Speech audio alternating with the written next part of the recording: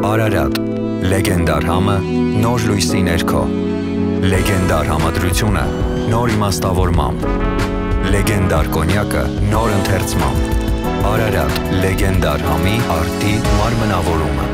Ողջույն եւ բարի գալուս 24 նյուզի տաղավար, եթերում հարցազրույցն է եւ մեր հյուրն է ազգային ժողովրդավարական բևեռի խորհրդի անդամ Վարուժան Ավետիսյանը։ Պարոն Ավետիսյան, շատ շնորհակալ եմ։ Բարև ձեզ, շնորհակալ եմ հրավերի համար։ Պարոն Ավետիսյան, ուզում եմ մի փոքր խոսենք Հայաստանի Հանրապետության ազգային ժողովի մասին։ Գիտենք, աշխատանքները մեկնարկել են 8-րդ գումարման խորհրդարանի։ Ձեր կարծիքը այս խորհրդարանը արտահայտում է հայ ժողովրդի կամքը, հետաքրքրությունները եւ շահերը, թե ոչ։ Ոչ, այս խորհրդարանը արտահայտում է որոշակի շերտի, միգուցե գումարային հաշվով մեծամասնության, մոլորությունները, վախերը եւ անորոշության զգացումը։ Ընդամենը սա է արտահայտում։ Այս խորհրդարանը շատ կարճ կյանք է ունենալու։ Հիշում եք, մենք 18 թվականին ասում էինք, որ 1.5-2 տարի կտևի այս նախորդ խորհրդարանի։ Ներողություն, ձեր այդ հայտարարությունը հետևեց Նիկոլ Փաշինյանի վարչապետյանի ժամանակ կոշտ արձագանք։ Այո։ Ըստ էության դա իր առաջին թե երկրորդ խուլիգանական դրսևորումն էր այսպես կոչված հեղափոխությունից հետո, քիչ-քիչ դեմքը բացահայտում էր եւ հիմա ասում ենք, որ սա ավելի կարճ կյանք է ունենալու եւ այն տխուր պատկերը, այն խեղկատակ վիճակը, որ մենք էկրաններից տեսնում ենք, որ մեր ամբողջ ժողովուրդը տեսնում է, քիչ առաջ նշածս այդ վախերի, մոլորությունների հաղթահարման լավագույն դարմաններից մեկն է, ոչ միակը, բայց լավագույն դարմաններից մեկն է, շուտով բոլորի համար կամ գրեթե բոլորի համար պարզ է լինելու, որ մենք իսկապես պետություն չունենք եւ կարիք ունենք նախ ազգային կառավարություն ձևավորելու եւ ապա արդեն նրա շուրջը համախմբվելով ազգային պետություն ստեղծելու։ Այս կիսապետությունը, այս կիսագաղութային համակարգը իրար հաջորդող գաղութային ադմինիստրացիաներով մեզ բերեց հասցրեց աղետի։ Հիմա դեռևս այդ աղետի ընթացքը շարունակվում է, բայց նաև կա առողջ վիճակ, կա դեռևս սաղմնային իհարկե, փոքր, բայց կա առողջ վիճակ, կա առողջ կորիզ, որը քիչ-քիչ մենք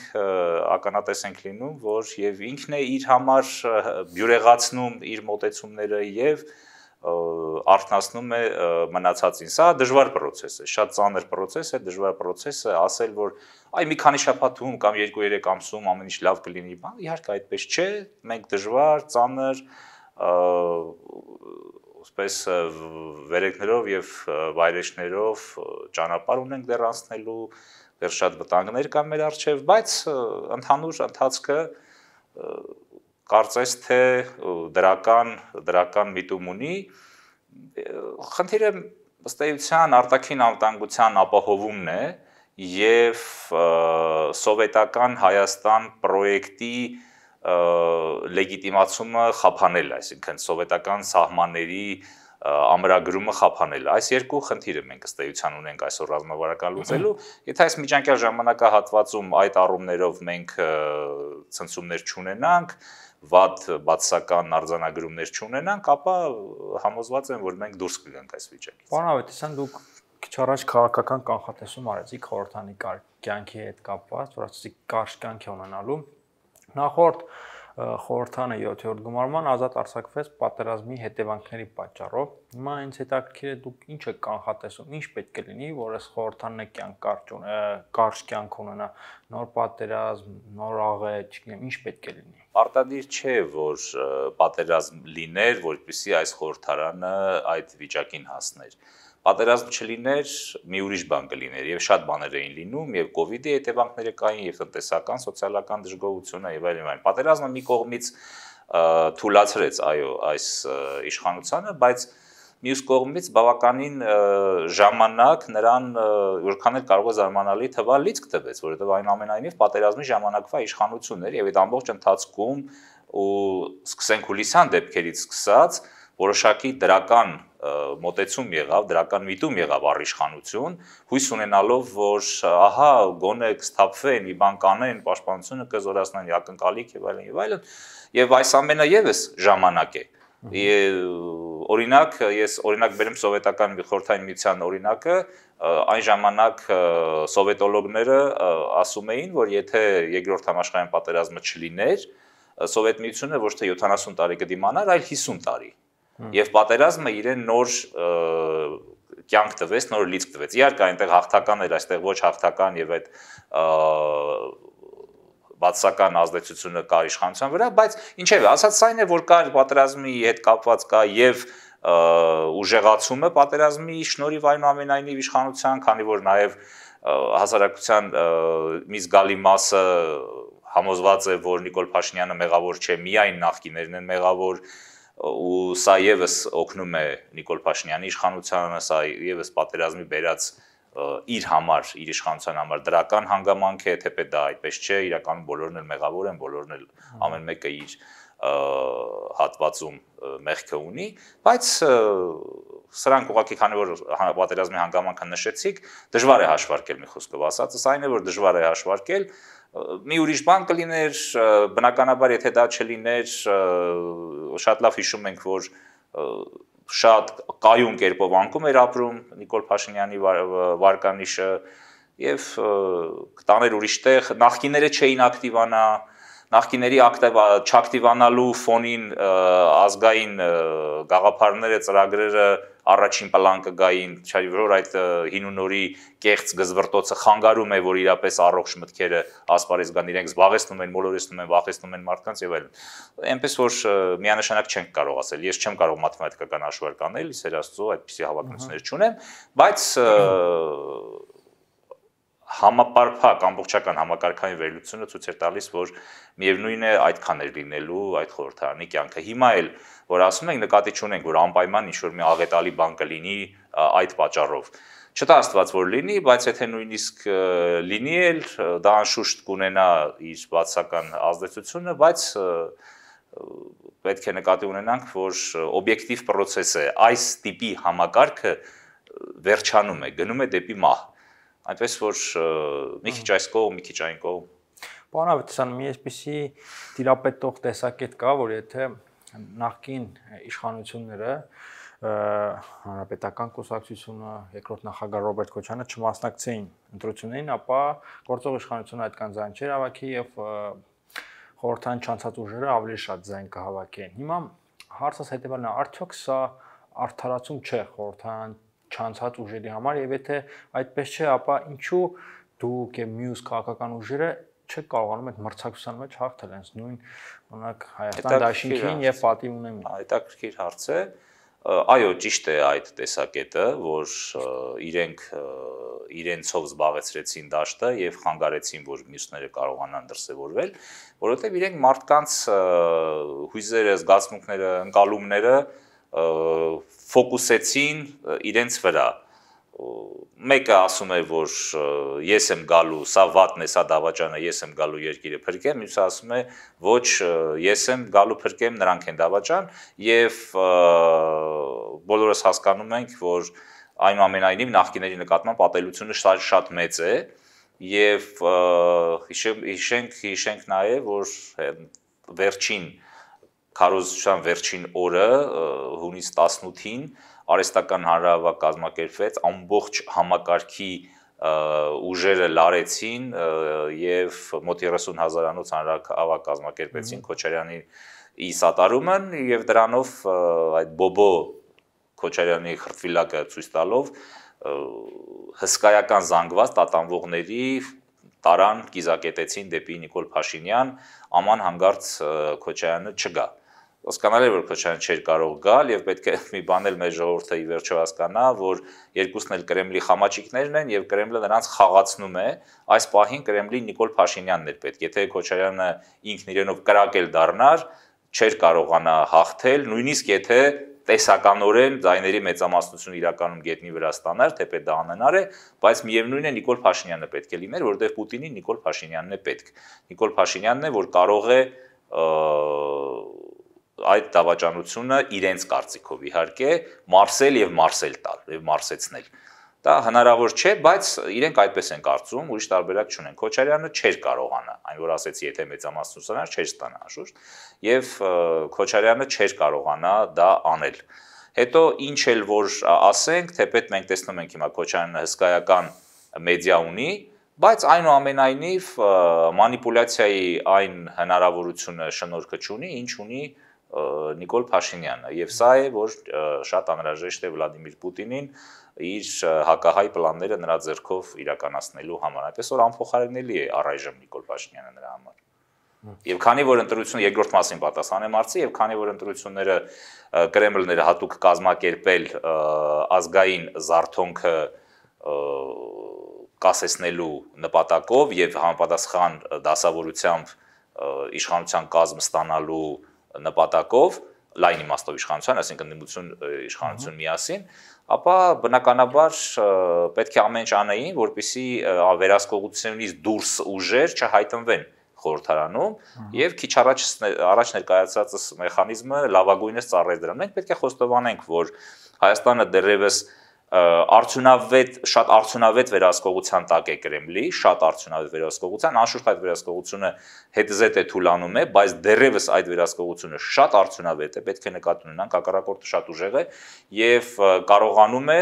արդեն որորդ անգամ ապացուցում է, որ նա կարողանում է լայն զանգվածներին անհրաժեշտ ձևով կազմակերպել եւ ուղղորդել, այնպես տպավորություն ստեղծել, որ նրանք էին այդպես կամենում։ Հայ ժողովրդի Հայաստանի Հանրապետության դեմ վաղուց հիբրիդային քարոզչական պատերազմ է վարվում, առաջին հերթին իհարկե Կրեմլի կողմից, բայց քաղաքական դասի ջախջախ մեծամասնություն, այդ թվում այսօրվա պաշտոնական ընդդիմություն եւ իշխանություն դրա մեջ լուրջ մասնակցություն ունեն եւ ըստ էության իրենց ձեռքով են դա իրականացնում։ Այո, հայ ժողովրդին հաղթել է Կրեմլը իր խմբաճիկների միջոցով, հաղթել է հայ ժողովրդին ոչ միայն ռազմական պատերազմում, այլև քարոզչական հոգեբանական պատերազմում։ Պարոն Ավետիսյան, եթե ուշադրություն դարձնենք վերջին մեկ շաբաթը, ապա Հայաստանի հռետորաբանությունը կարծես թե փոխվել է նախ պաշտպանության նախարարի հանդիպումը ՀԱՊԿ գլխավոր քարտուղարի հետ, որտեղ Հայաստանը կարծես թե վերջնագրի հռետորաբանությամբ էր խոսում, ասում են մեր համբերությունը անսպառ չէ եւ մենք կարող ենք դիմել ուժի եւ պաշտպանության նախարարի այցելությունը Մոսկվա, որտեղ նա հանդիպեց Ռուսաստանի պաշտպանության նախարարի, դա էլ ուշագրավ եւ ասասինական դաշույն ստացավ։ Ահա, եւ դա խոսք գնաց նաեւ նրա մասին, որ Հայաստանի սպառազինության մեկնարկն է դրվելու։ Ուրեմն միշտ նկատի ունենանք, որ հետզհետե Հայաստանի գաղութային ադմինիստրացիան ավելի ու ավելի խորը կախյալության վիճակում է հայտնվում ամեն քայլից հետո։ Եվ ուրիշ բան չմտածենք, ուրիշ բան չսպասենք։ Այն ամենը, ինչ ասվեց Արշակ Կարապետյանի բերանով, թելադրված էր նրան, նա էլ կատարեց։ Նա բացառիկ հռուսահպատակ է։ Ով է թելադրել։ Արշակ Կարապետյանը բացառիկ Մոսկվա ճորտ է, ռուսահպատակ է։ Նա առանց Մոսկվայի թույլտվության չի շնչում եւ չի արտաշնչում։ Եվ մեր ամբողջ անվտանգային պաշտպանական համակարգը հատկապես նրանց ուղիղ կառավարման տակ է։ Մենք ըստ էության չունենք անվտանգային պաշտպանական համակարգ ինքնուրույն չունենք։ Եթե պատերազմից առաջ բանակը ինչ որ չափով, ինչ որ մասով կիսակախյալ վիճակում էր, ապա այսօր նման բան գոյություն չունի, ամբողջությամբ Ռուսաստանի կառավարման տակ է։ Եվ այնինչ ասվել է եւ ոչ միայն նրա կողմից, այլև Նիկոլ Փաշինյանի պետք է դիտարկել Ռուսաստանի տարածաշրջանային քաղաքականության կամ հաջորդ փուլի արդեն, որը սկսվում է, կամ որոշակի վերանայումների համատեքստում։ Հիմա պետք է հասկանանք որն է, հիմա մի քիչ բարդ է միանգամից միանշանակ տեսակետներ հայտնել, բայց պետք է նկատի ունենանք, որ ընդհանրապես Թուրքիան եւ Ադրբեջանը որպես թուրքական երևույթ միշտ էլ կարողացել են Ռուսաստանին խաբել եւ ապառնիով խոստումների դիմաց ներկայով շահաբաժիներ ստանալ։ Հազարամյա կայսրությանը խաբել։ Գիտեք, ստացվում է, եթե հիշենք թեկուզ 100 տարի առաջվա իրադարձությունները, էլի համեմատաբար, ես չեմ ասում Ռուսաստանը ընդհանրապես իր շահերը չի կարողանում իրացնել, դրա մասին չի խոսքը, բայց համեմատաբար պետք է նկատի ունենանք, որ կարողանում են նրանք, դա իրենց աշխարհագրական դիրքից է գալիս, պայմանավորված իրենց աշխարհագրական դիրքով, ոչ թե կարողություններով, ոչ։ Պարզապես այդպես է, որ սկզբից պետք է Ռուսաստանը քայլ անի, նոր նրանք քայլ անեն։ Եվ Ռուսաստանը ստիպված քայլը արեց, մեր ձեռքերը ոլորեց, մեր ամեն ինչը հանձնեց նրանք օգնեց, որ նրանք մեզ ջարդեն, հետո արդեն հիմա երբ նրանց հերթն է, որ նրանք պետք է իրենց քայլերը անեն, մասնավորապես օրինակ Ադրբեջանը ԻԱՏՄ անդամ դառնա եւ այլն, նրանք արդեն սկսում են կներեք փոչ խաղացնել, առևտուր անել եւ այլն, որովհետեւ ապառնիով են խոստացել, հաջորդ քայլը պետք է իրենք անեին, հաջորդ քայլը չեն ուզում անել եւ կներեք ավարտում եմ նույն Արշակ Կարապետյանի միջոցով, մասնավորապես բազմաշերտ երևույթ է, բայց մասնավորապես ասում են, որ եթե դուք չենթարկվեք մեզ, փոխզիջումների չգնաք, հիշում եք Ալիևին Պուտինը ասում էր, որ պետք է պայմանավորվածությունները հարգել, փոխզիջումներ եւ այլն, ապա բնականաբար այդ փոխզիջումների մեր մասը, որ մենք պետք է Հայաստանի եւ հայերի հաշվին անեինք, չենք անելու, ահա տանում ենք անկլավներում տեղակայում ենք մեր զորքերը եւ մենք ենք որոշելու կտանք թե ոչ, այդ խաղալիքը վերջնաշով ում կտանք եւ եթե նույնիսկ պետք լինի, մենք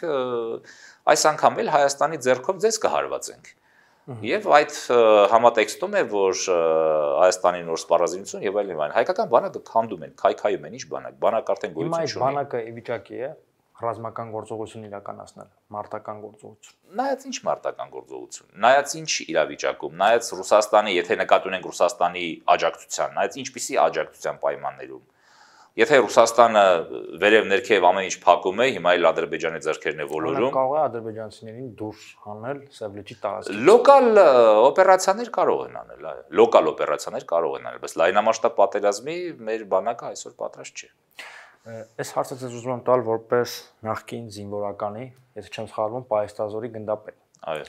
Հիմա եթե փորձենք վերլուծել Հայաստանի անվտանգային միջավայրը, ապա ինչ վիճակում է համակարգը ընդհանրապես կա այդպիսի համակարգ, թե մենք բոլոր կողմերից խոցելի ենք։ Խոցելի ենք, ջախջախված վիճակում է, Ռուսաստանի ուղիղ կառավարման տակ է, մեր գեներալիտետը ամբողջությամբ բաղկացած է ցավոք սրտի խամաճիկներից, որոշների վերաբերյալ մասնակի վերապահումով հույս կար, որ իրենք կարող են իրենց հայի տղամարդու եւ զորավարի նման դրսևորել, բայց պարզվեց, որ այդ թրքաբոլշևիկյան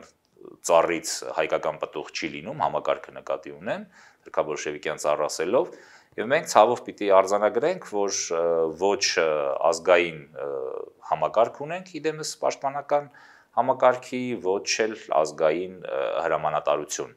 Նման պայմաններում շատ դժվար է խոսել արդյունքի հասնելու մասին։ Սա հատուկ արհեստական ներարկումներ պետք է կատարվի դրսից, որպեսզի կարճ ժամանակում հնարավոր լինի պաշտպանական զորություն բավարար գեներացնել։ Ինչ վերաբերում է անվտանգային համակարգի մաս կազմող մնացած բաղադրիչներին, ասենք օրինակ անվտանգության մարմինների մասին, եթե խոսենք, դա ի սկզբանե եղել է ռուսական հատուկ ծառայությունների ստորաբաժանում եւ դա հայկական ոչի բան չկա բացի ծառայողների ազգանուններից, իսկ մնացած տնտեսական եւ այլ բաղադրիչները կարծես թե ակնհայտ է, որ դրա մասին ինչ խոսենք, ուր է մեծ տնտեսություն կամ մենք ինչ ունենք կամ ոչինչ բան չունենք։ Օրինակ, մի այսպիսի հարցն է, Սասնա ծռերը, ազգային ժողովրդավարական բևեռը եւ դուք իսկապես ռազմական եւ տնտեսական օգնություն եք ակնկալում ՆԱՏՕ-ից, Ֆրանսիայից, Միացյալ Նահանգներից։ Ավելի ճշգրիտ լինենք, կոլեկտիվ արևմուտքից, Ամերիկայի գլխավորությամբ եւ Ֆրանսիայի գործուն գետնի վրա գործուն մասնակցությամբ եւ միջամտությամբ մենք տեսնում ենք, որ անգամ ռուսական գաղութ լինելու պայմաններում առաջ անցնելով Եվրոպան մեզ արդեն հատկացնում է 2.5-2.6 միլիարդ եվրոյի աջակցություն եւ սա այն պայմաններում, որ այդ ամբողջ գումարը կարող է ուղղակի փոշիանալ մեր իրավիճակում։ Ռուսական գաղութ ենք մեզ ինչի համար են փող տալիս։ Որովհետեւ իրենք չեն ցանկանում, որ մենք քայքայվենք, ոչնչանանք իրենք հասկանում են, տեսնում են եւ իրենք են այդ ամենը անում։ Ռուսական կայսրությանը ճզմում են, կերպափոխում են, մղում են դեպի մեծ կենտրոնական Ասիա, եվրոպական հատվածից եւ հարավային Կովկասից ամբողջությամբ կամ massam դուրս են մղում եւ բնականաբար իրենք պետք է այդտեղ զբաղեցնեն ու իրենք այդ դրա ամենամար հող են նախապատրաստում։ Հարավ-հյուսիս նախագիծը կյանքի կոչելու համար պետք է Ռուսաստանը առնվազն ռազմավարական ազդեցություն չունենա Հայաստանի նկատմամբ։ Իսկ ռազմական օգնության մասին մի փոքր խոսենք։ Խնդրեմ։ Հենց դա ինչպես է դա պատկերացնում։ Շատ պարզ, ինչպես են ռազմական օգնություն հատկացնում սպառազինության տեսքով, հրահանգիչների տեսքով, նյութական աջակցության տեսքով,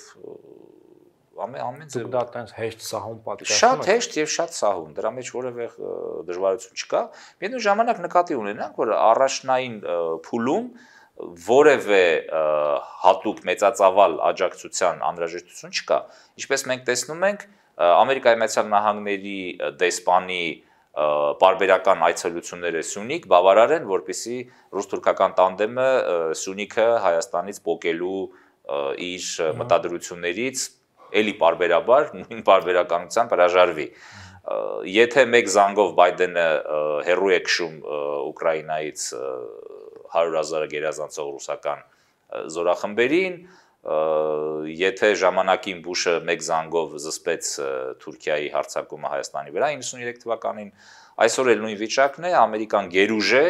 եւ համեմատելի չէ ընդհանրապես Ռուսաստանի համար, Ամերիկան ունի թե Թուրքիայի, թե Ռուսաստանի նկատմամբ արդյունավետ ազդեցության լծակներ, Թուրքիայի նկատմամբ իհարկե շատ ավելի լուրջ ազդեցության լծակներ, բնականաբար հասկանալի է, որ ՆԱՏՕ-ի անդամ է եւ տնտեսությունը էապես կախված է։ Մենք Ամերիկայից զենք ենք ուզում Թուրքիա եւ Ադրբեջանի դեմ։ Ոչ միայն զենք,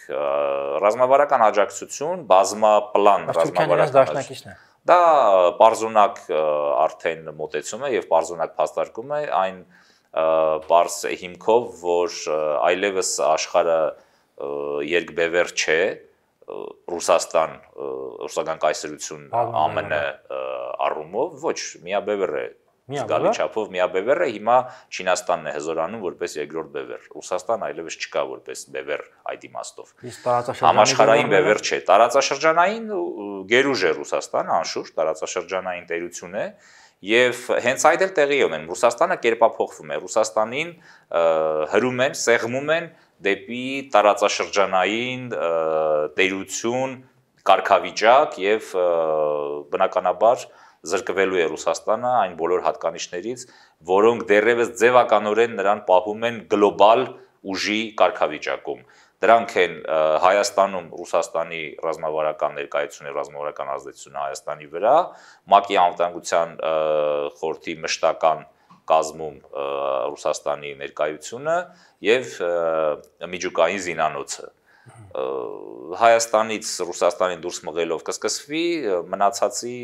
երկուսի համար էլ լուծումներ կգտնվեն եւ Ռուսաստանը հետզհետե կկորցնի գլոբալ դերակատարի իր կարգավիճակը։ Փոխվում է Ռուսաստանը, չի վերանալու Ռուսաստանը, բնականաբար արևմուտքին շատ անհրաժեշտ է Ռուսաստանը որպես Չինաստանի ծավալապաշտական նկրտումները զսպող բուֆերային ուժ։ Թուրքիան եւ Ռուսաստանը մեծ կենտրոնական Ասիայում մրցակցային դինամիզմ են ստեղծելու, որպեսզի զսպեն Չինաստանի ծավալումը, դրա դիմաց Ռուսաստանը կստանա գոյության իրավունք եւ կարծում եմ որոշակի տեխնոլոգիաներ հնարավոր է նաեւ ֆինանսական աջակցություն, բայց Պուտինի ռեժիմի փոփոխությունից հետո։ Պարոն Ավեսյան, դուք նկատել եք, որ Ռուսաստանի մասին ավելի շատ եք խոսում, քան Հայաստանի։ Ռուսաստանի մասին ես չեմ կարող չափել ասել, հետաքրքիր բան եք ասում։ Ռուսաստանի մասին ավելի շատ համենայնդեպս չեմ ուզում խոսել, բայց եթե նույնիսկ երբեմն այդպես է ստացվում, ապա շատ պարզ պատճառ է, որովհետև մենք Ռուսաստանի գաղութ ենք եւ մինչեւ Ռուսաստանի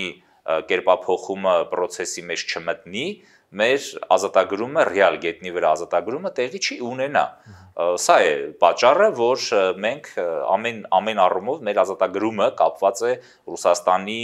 նահանջի հետ։ Եվ բնականաբար մենք պետք է այդ համատեքստը մշտապես դիտարկենք, մենք չենք կարող դրանից դուրս դիտարկել, որովհետև դրա մեջ պայքարը ուղղված է Ռուսաստանի դեմ։ Ոչ, ուղղված չէ Ռուսաստանի դեմ, ազգային բևեռի պայքարը ուղղված է Հայաստանի ինքնիշխանությանը, ուղղված է Հայաստանի հզորացմանը եւ նրա միջազգային իրավական տարածքի վերականգնմանն ու տնտեսական սոցիալական զրոացմանը բարեկեցությանը, բայց կրկնում եմ, այդ ամենի առաջին քայլը ապակաղութացումն է։ Մենք պետք է Ռուսաստանից ազատագրվենք եւ Ռուսաստանից ազատագրվելու գործընթացը անհնար է առանց Ռուսաստանի շուրջը եւ Ռուսաստանում տեղի ունեցող իրադարձությունները հասկանալու եւ դրանց հետևելու։ Այդ պատճառով էլ մենք ուզած-չուզած, որքան էլ մեզ համար հաճելի չէ, պետք է անդրադառնանք այդ երևույթին։ Դա է մեր միջավայրը։ Իսկ արևմուտքի օգնությունը ինչու է հապաղում։ Արևմուտքի օգնությունը չի հապաղում։ Արևմուտքը հիմա մեզ այնքան օգնություն է տրամադրում, որքան հնարավոր է տրամադրել առանց Հայաստանի իշխանությունների համաձայնության, այսինքն մեզ զորով օգնում են։ Բնականաբար չեն կարողանա ավելին օգնել։ Մեր սիրուն աշկերի համար։ Ոչ, իրենց շահերի համար։ Շահեր ունեն այստեղ։ Բնականաբար մեր եւ արևմուտքի ռազմավարական շահերը համընկնում են։ Մենք մասնավորապես հարավ-հյուսիս հսկա միջանցքի կարևորագույն օղակ ենք կազմում եւ տարածքային իմաստով եւ որպես հայկական գործոն, որպես աշխարհասփյուռ նաեւ հայկական գործոն, մենք հանգուցային դեր պետք է խաղանք այդ համակարգի մեջ եւ դրա համար է, որ մենք օր առաջ պետք է ազգային կառավարություն ձևավորենք, որպեսզի որպես Վիլսոնյան Հայաստան, այսինքն որպես իրավական Հայաստան, միջազգային իրավական Հայաստան մտնենք այդ գործընթացի մեջ, ոչ թե որպես փշրված, կտրտված, ծակծկված, թափանցիկացած սովետական Հայաստան, պայմանական ասած, որը հեռանկար չունի, որը ապագա չունի։ Արևմտյան քաղաքական շրջանակները ազգային բևեռին դիտարկում են որպես հնարավոր իշխանություն։ Եթե շփումներում այդ տպավորությունը ստացել եք դուք, եթե եղել են շփումներ։ Շփումները անշուշտ եղել են, բայց ես չեմ կարծում, որ կարող է այդպիսի տպավորություն լինել, որ արևմտյան գերտերությունների քաղաքական, դիվանագիտական շրջանակները նման այսպես մակերեսի վրա պարզ դատողություններ կանեն կամ նման տեսակետներ կհայտնեն։ Այդպիսի բան ընդհանրապես չի ասվում։ Մի այսպիսի մեղադրանք կա Բևեռի հասցեին։ Շատ մեղադրանք։ Ներողություն դառնում վերարտադրել, ասում են, եթե Բևեռը գա իշխանության, ապա տարածաշրջանի գրեթե բոլոր երկրները վտանգ կզգան իրենց տարածքային ամբողջականության նկատմամբ։ Տարածաշրջանի երկրները վտանգ չեն զգա, բացի Թուրքիայից եւ Ադրբեջանից։ Մենք Վրաստանի հետ տանդեմային դաշնակցության ռազմավարության կողմնակից ենք եւ Իրանը բնականաբար չունի որևէ վտանգ զգալու ոչ հիմք, ոչ հեռանկար։ Ռուսաստանը վտանգ ունի զգալու է։ Ռուսաստանը բնականաբար ունի վտանգ զգալու, բայց Ռուսաստանը ներկայացված է մեր տարածաշրջանում, մեզ սահմանակից պետություն չէ։ Բայց մարտարավեր կնետեք Ռուսաստանի մարտարավեր նետելու խնդիր մենք չունենք։ Մենք խնդիր ունենք Հայաստանի կենսական շահերը ապահովելու, իսկ դա իր մեջ ներառում է նաև Ռուսաստանից ռազմավարական կախյալությունը հաղթահարելու հանգամանքը։ Եվ բնականաբար, եթե Ռուսաստանը համարում է, որ դու պետք է կամ իր ստրուկը լինես, իր համար ծառայես որպես պարարտանյութ մինչև ոչնչանաս, ապա պետք է անհանգստանա, որ այլևս մենք պարարտանյութ չենք լինելու, այլ կլինենք ազգ եւ պետություն։ Եթե դրանից պետք է Ռուսաստանը անհանգստանա, դա ինձ բնավ չի անհանգստացնում։ Անհավետության շնորհակալ եմ։ Իսկ ներողություն Ադրբեջանն ու Թուրքիան բնականաբար, որովհետեւ մեր միջազգայինորեն ճանաչված տարածքը օկուպացրել են եւ երբ մենք միջազգային իրավական, դիվանագիտական իրավական հարթակներում կբարձրացնենք Հայաստանի տարածքային ամբողջականության վերականգնման հարցը, իրենք բնականաբար լուրջ չանհանգստանալու հիմքեր կունենան եւ պատահական չէ, որ օրինակ գլխավոր շտաբի գիտությամբ զբաղվող, Թուրքիայի գլխավոր շտաբի գիտությամբ զբաղվող գեներալների մի շատ զգալի մասը իրենց ատենախոսությունները նվիրում են Սևրի պայմանագրին, այո, Սևրի պայմանագրին, Վիլսոնյան իրավարարչերին փորձում են դրա թեմա է դա։ Այո, ցավոտ է, իհարկե ցավոտ է, որովհետև դա շատ իրական է։ Թուրքիայի արևելյան սահմանը ճանաչված չէ։ Թուրքիայի արևելյան սահմանը աշխարհի կողմից ճանաչված չէ։ Ոչ ճանաչված չէ, Լոզանը չի ճանաչել Թուրքիայի արևելյան սահմանը։ Օդի մեջ է։ Օդի մեջ չէ իրականում, ճանաչել է Սևրի պայմանագրով եւ Վիլսոնյան իրավարարչերով ճանաչված է, բայց քանի որ դա մի տեսակ մեկ քայլ անելու խնդիր կա, դրանք նորից համաշխարհային դիվանագիտության սեղանին դնելու համար, որը պետք է Հայաստանի կառավարությունը անի, ապա իրենք ամեն ինչ անում են, որ Հայաստան չլինի եւ Հայաստանի կառավարությունն էլ չլինի, որ կարողանա դա անել։ Իրենց համար դա մեծ գլխացավ, շատ մեծ գլխացավ։ Մի քիչ շատ չեն մեր խնդիրները տարածաշրջանում, մի կողմից Ադրբեջան, Թուրքիա, դրա առաջարկով նաեւ կավելանա Ռուսաստանը։ Ոնց պիտի դիմանանք։ Մեզ խնդիրների շատ ընթեքի չեն, մենք պետք է դիմանանք, գոյատևենք, դիմադրենք եւ ապրենք, զարգանանք, բարգավաճենք։ Հիմա եթե բոլորը միասին մեզ տրորեն, բոլորը միասին մեզ չեն կարող տրորել, եթե մենք ունենանք ճիշտ դաշնակիցներ, իսկ ճիշտ դաշնակիցները արդեն ասել ենք։ Կոլեկտիվ արևմուտքն է ԱՄՆ գլխավորությամբ եւ Ֆրանսիայի գործուն ռազմավարական գետնի վրա աջակցությամբ։ Իշն էլ հիմա տեղի ունենում առանց մեզ հարցնելու։ Պարզապես եթե մենք չմասնակցենք դրան, մենք այնուամենայնիվ կիսահաշմանդամ ազգակցի կարգավիճակով կլինենք եւ հզոր զարգացող Հայաստան չի կարող լինել, որովհետեւ ինչու պետք է մուրացկանին հզոր հայրենիք տան, իրենք իրենց շահերը ինչքան որ հնարավոր է նվազագույն ձևով այստեղ կապողվեն եւ վերջ, բայց եթե մենք ունենանք ազգային կառավարություն եւ գնանք դեպի Վիլսոնյան Հայաստան, դեպի ազգային պետություն, ապա բնականաբար նրանք շատ ավելի լուրջ ռազմավարական ծրագրերով այստեղ կմիջամտեն, մենք մարշալի պլան էլ կունենանք, ամեն ինչ էլ կունենանք եւ այստեղ ամեն ինչ լավ կլինի։ Միայն խոսքը տարածքի մասին չէ եւ բոլորս էլ հասկանում ենք, որ եթե մենք Վիլսոնյան Հայաստանի պրոյեկտ ենք դնում որպես մեր ազգային ռազմավարության հիմք, դա չի նշանակում, որ վաղը մյուս օրը թուրքերը վազելով այդ տարածքները կտան մեզ, մենք էլ չենք իմանա թե տարածքներից ինչ անենք։ Սա ուղղակի մի վիճակ է, երբ դու ուժ ես պրոյեկտում դուրս, իրավունք ես պրոյեկտում քո այսօրվա ֆիզիկական սահմաններից դուրս, առաջնահերթորեն դրանով իսկ ապահովելով քո անվտանգությունը, որովհետև եթե դու գնում ես դատարան, դիմում ես որևէ հայցով, որևէ հայց ես ներկայացնում որևէ մեկի դեմ, ապա հայցի առարկայի նկատմամբ ոտնձգությունը գրեթե բացառված է նրա կողմից արդեն։ Եթե դատարան չէիր դիմել, նա իրեն կարող է իրավունք վերապահել, ընդհանրապես այդ հայցը բացառելու նպատակով, ապա հիմա արդեն չի կարող։ Եվ սա է առաջնահերթը անվտանգությունն է այս պրոյեկտի։ Պարոն Ավետիսյան, գայթակղությունը մեծ է այս թեման անդադ շարունակելու, հատկապես որ դուք հետաքրքիր զրուցակից եք։ Եկեք այսօր սահմանափակվենք այսքանով, բայց մի պայմանով, որ թեման մոտ ապագայում նորից կշարունակենք։ Խնդրեմ, սիրով։ Շատ շնորհակալ եմ։ Լավ եղեք։ Հիշեցնեմ, որ մեր հյուրն էր ազգային ժողովրդավարական բևեռի խորհրդի անդամ Վարուժան Ավետիսյանը։ Լավ եղեք։